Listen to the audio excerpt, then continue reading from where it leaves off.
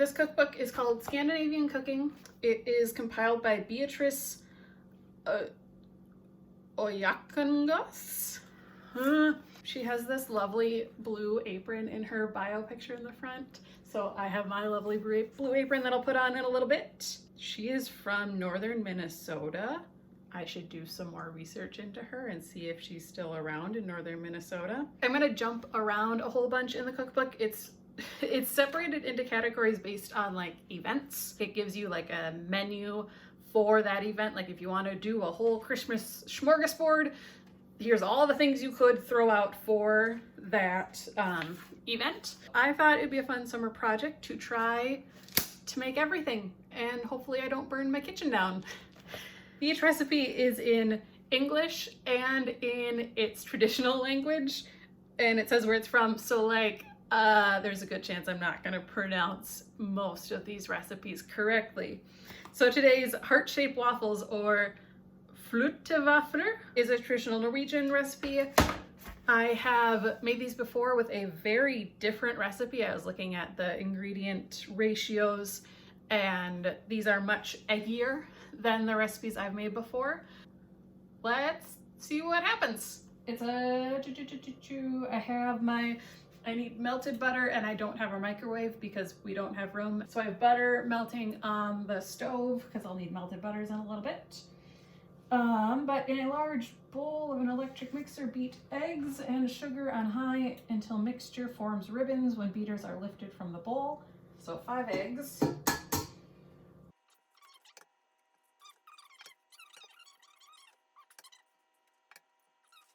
And a half cup of sugar.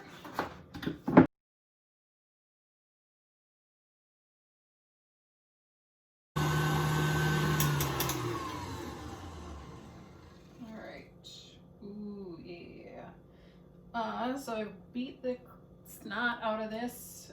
It's real fluffy and eggy, and it has some nice ribbon looking stuff when I look at it. So I'm gonna add in salt and cardamom.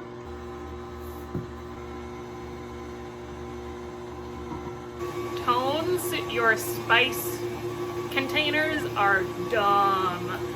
Like having to press in that little thing, and then that little thing gets in the way of everything. Dumb. I'm gonna take this off of the stand mixer because the rest gets folded in by hand. Sprinkle flour over the surface of the batter. It's a cup of flour. It's a really great sprinkling job. Use a rubber spatula to fold in the flour, then fold in sour cream and butter. While that was all beating away and I had a lot of time to look at things, I realized I melted more butter than I needed. So we're gonna try to split that butter in half, or just measure it out into a separate measuring cup. I don't know, we'll figure it out. Spring flour, special. Sour cream and butter. So I need a cup of sour cream and a 1/4 cup of butter. Here's my melted butter that I melted too much of. We're gonna pour it into a cup and find it, make sure I get a 1/4 cup. Oof.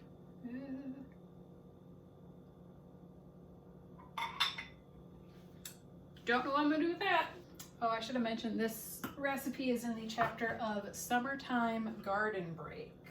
It says, in the summer, one might be invited to a midnight coffee party that continues until breakfast. Is that a thing? Then fold in sour cream and butter. That was a big old plop into the batter. I'm gonna dirty up all of my rubber scrapers today. And butter.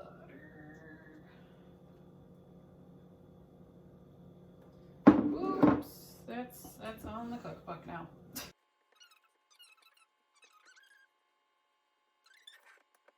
It almost looks like, I don't know, it's probably lumpier than it should be, but like it kind of bubbles and foams like a bread dough a little bit. Like it looks like it almost has yeast in it. But it foams almost as you mix it, and like new bubbles form.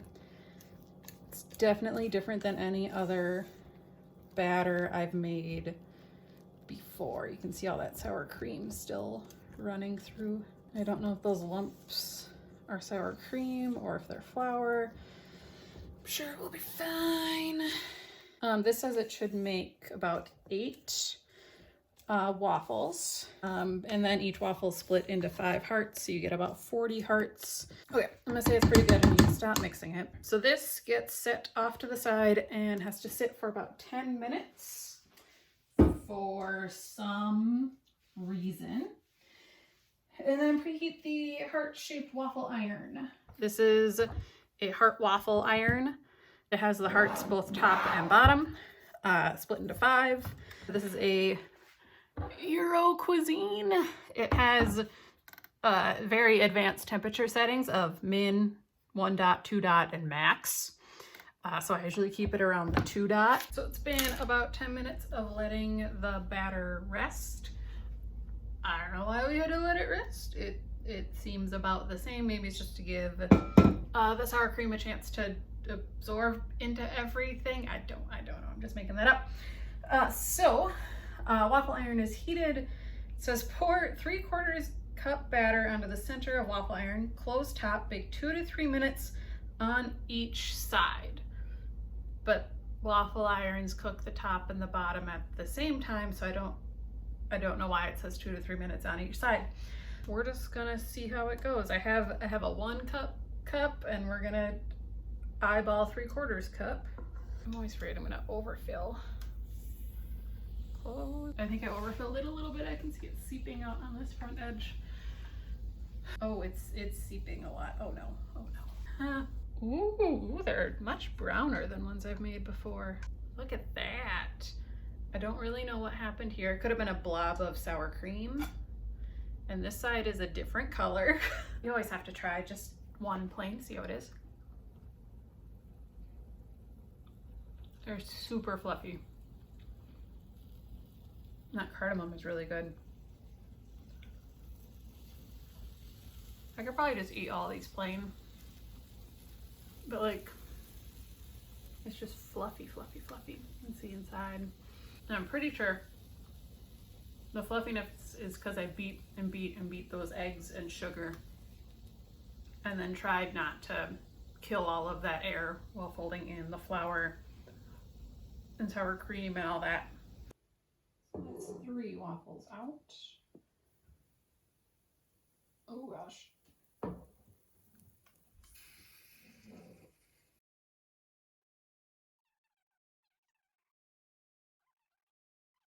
As far as how long to cook each waffle, I usually kind of go by sound. Like, it makes a lot of like hissing and steaming and all that noise when you first close it, but as it's finishing cooking, it stops steaming as much. And then it's really just by color. That was almost the exact right amount of batter.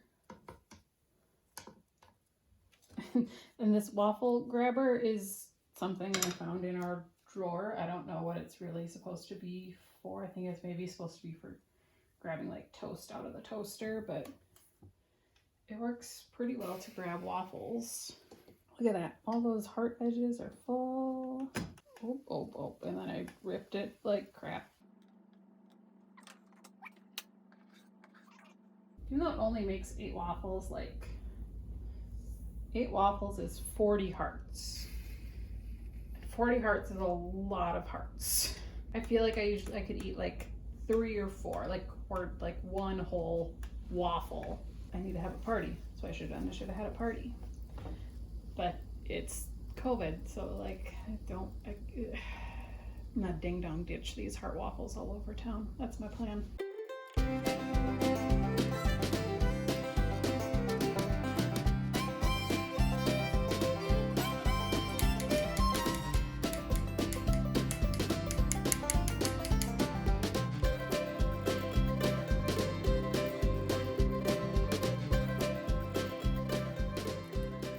So for toppings, we have a lot of options. I asked Tina in Norway and Stina, whose mom is from Norway, what kind of their traditional go-tos are. And they were the amazing Yay Toast brown cheese, raspberry jam and sour cream, or berries or fresh fruit, so I just got some blueberries. Stina said Nutella, but that's kind of like their American version. I also have some lingonberry preserves, and since I'm right next to Canada, we had to have some maple syrup, apple butter syrup. This is usually the traditional sour cream, cheese, jam, and then maybe some fresh fruit. I just grabbed 4 that turned out well, but for sure we gotta do goat cheese and jam. It doesn't seem like it should work, but it's real good. And then the sour cream is something that people are always confused about whenever we've had other people try these. And I know when I was in Norway, in Oslo, they were having like a street festival type stuff because it was around midsummer, and one of the things you could buy was sour cream. It was a lot. It was like sour cream and jam and fresh fruit or something like that.